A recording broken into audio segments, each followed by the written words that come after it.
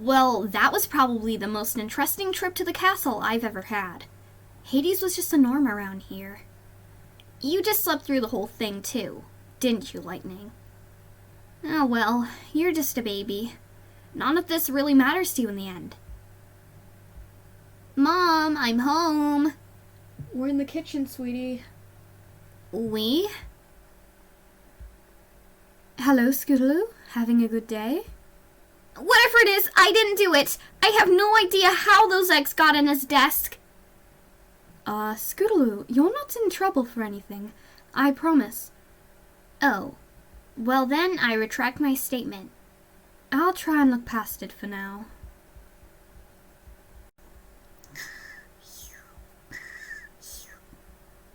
So, what brings you here, Miss Cheerilee? Well, Scootaloo, it is something that is... well, it's a lot to take in at once. At this point in my life, I've had so much happen that I can probably handle whatever it is. Are you sure? No, I'm just taking a big game. But you need to say it anyway, right? So, might as well get it over with. Well, I'm not sure where to start, so I guess I'll start where I did. I got a letter from my biological father. He left before I was even born, leaving my mother to raise me on her own. She managed to marry a nice stallion who became my father, though. That doesn't really matter for this story. The point is, he sent me a letter telling me... The letter said that while he wasn't planning to rejoin my life, he was sorry that he had left me and my mother the way he did. He hoped that I would have a happy life and that he had left behind another child that was now living in Ponyville, and my mother had no idea. Huh. That's weird.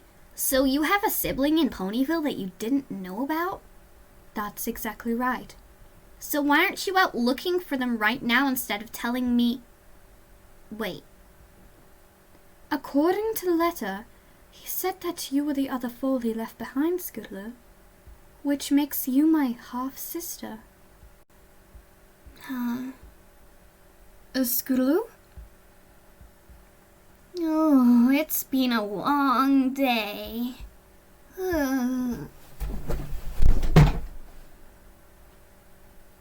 Huh. Never seen her do that before. Is she okay? I think she just got overloaded. Let's get her to the couch. You feeling better? I'm still just processing everything. I did say it was a lot to take in. It is. Just give me a minute here. How do we know the letter was genuine? Like, what if it's just someone trying to mess with us? After all the weirdness of my life, I wouldn't put it past someone to be pulling a prank or some cool joke. Well, I have reason to believe this is genuine, but if you want, we can get it confirmed. How would we do that?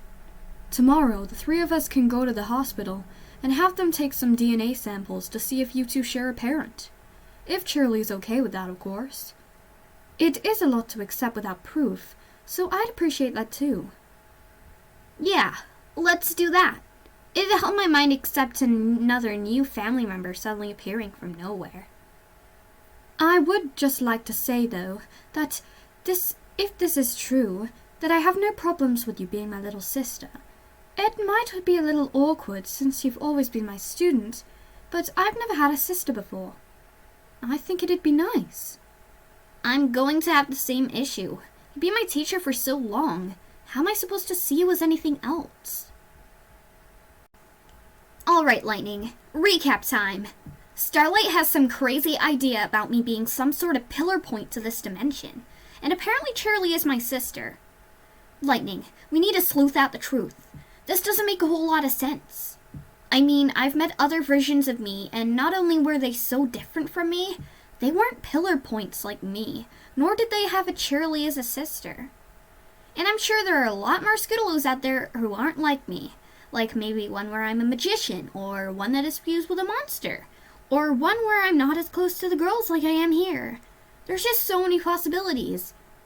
So, what does this actually make me?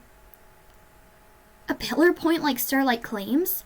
Is Cheerilee my sister only because of that? Shouldn't the pillar point be even farther in our past and not it be me? Tell me what you think, Detective Blitz. Ah, yes, an inspiring deduction, Detective Blitz. I knew I could count on you for words of wisdom. That night,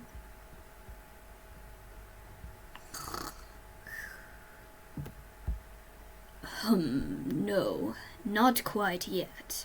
Not everything is in place just yet. Soon, though, I'll make sure of that. So you just continue to live your life, young one. When the time is right, I'll pluck you, and this whole world will come crashing down.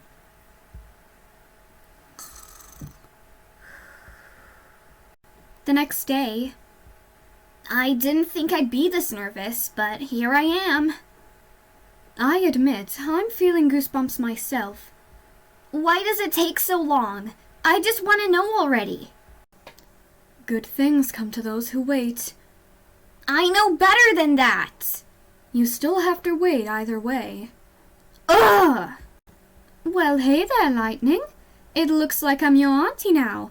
It's nice to meet you. Papa? What's wrong, Scoots? You don't seem that happy about all of this. I am happy Cheerilee is my sister. Really, I am. She found out because our dad sent her a letter saying that he left us behind. My dad, who is still alive out there, and even after all this time, he still doesn't want anything to do with me. Oh, Scoots, no. My dad never cared about me. Not even once. He knows about me, and he still doesn't care.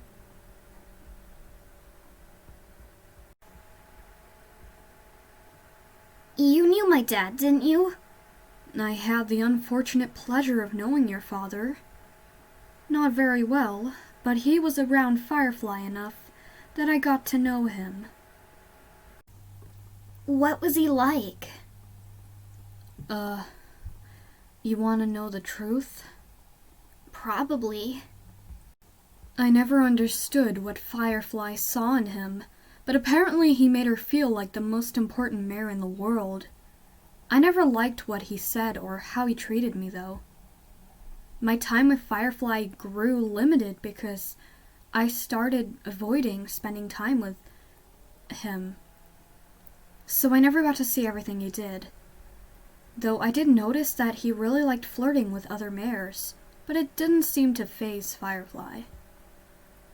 Then he got your mom pregnant, and she was convinced he would stay with her and help support her. Of course, he didn't, and when he left, I was there to try and pick up the pieces of the mayor he left heartbroken. Your father wasn't anyone commendable or worth being in your life. He abandoned you both in your times of need. Ponies can change, though. Only if they want to. Rain changed because he wanted to. I don't think your father ever wanted to. I guess you're right.